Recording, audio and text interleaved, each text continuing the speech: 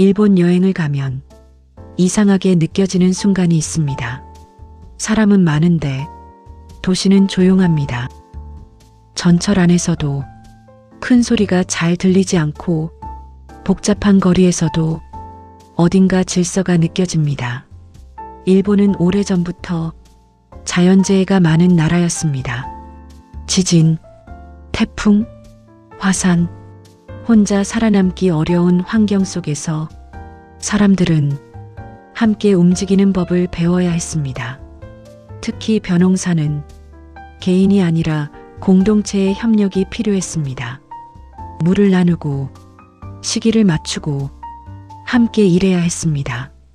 그 과정 속에서 자신을 드러내는 사람보다 흐름을 깨지 않는 사람이 더 중요해졌습니다.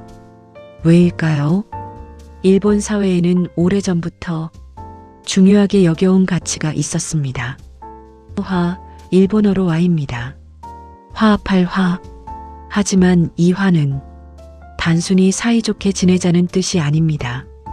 일본 사회를 움직여온 하나의 생존 방식이었습니다. 일본 최초의 헌법이라 불리는 17조 헌법의 첫 문장도 이렇게 시작됩니다. 화를 귀하게 여겨라. 갈등보다 조화를 우선하는 가치. 이 생각은 1000년이 넘는 시간 동안 일본 사회 깊숙이 자리 잡게 됩니다. 그래서 일본의 도시를 보면 나보다 흐름을 우선하는 문화가 보입니다. 전철 안의 침묵, 질서를 지키는 줄, 작은 공간을 함께 사용하는 방식.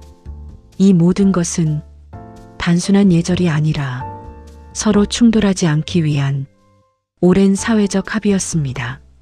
그래서 일본의 도시는 화려하기보다 정돈되어 있다는 느낌을 줍니다. 흥미로운 것은 같은 동아시아 문화권인 한국은 조금 다른 방향으로 발전했다는 점입니다. 한국은 오랜 시간 침략과 변화 속에서 살아남아야 했습니다. 빠르게 움직이고 강하게 표현하고 에너지를 드러내는 문화가 생겨났습니다. 반면 일본은 섬 안의 질서를 유지하는 것이 중요했습니다. 물론 어느 쪽이 더 좋다고 말할 수는 없습니다.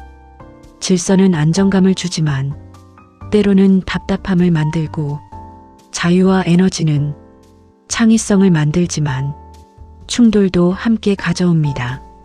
결국 중요한 것은 어떤 사회가 더 우월한가가 아니라 우리가 어떤 삶의 균형을 원하는가입니다. 그래서 한국은 속도와 열정의 사회가 되었고 일본은 조화와 질서의 사회가 되었습니다. 여행은 그 나라의 풍경을 보는 일이 아니라 그 사회가 어떻게 함께 살아가기로 선택했는지를 읽는 일입니다. 그래서 일본의 도시를 걷는다는 것은 결국 조화롭게 살아가는 방식을 걷는 일인지도 모릅니다. 우리는 결국 혼자 살아가는 존재가 아니라 서로의 속도와 마음을 맞추며 하나의 사회를 만들어가는 존재인지도 모릅니다. 그래서 여행은 다른 나라의 다양한 사람들이 어떻게 함께 살아가고 있는지를 마주하는 일입니다. 그리고 그 길 끝에서 우리는 다시 자신의 삶을 돌아보게 됩니다. 서로 다른 삶의 방식과 그 안에 담긴 이유를 이해해가는 과정입니다.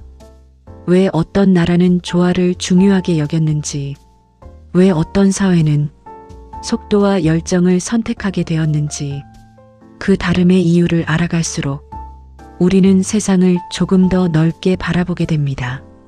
그리고 결국 여행을 통해 타인을 이해하는 과정 속에서 조금씩 자신을 이해하게 되는 일인지도 모릅니다. 다름을 바라보며 세상을 넓혀가고 그 이유를 이해하며 자신의 삶을 돌아보게 되는 것.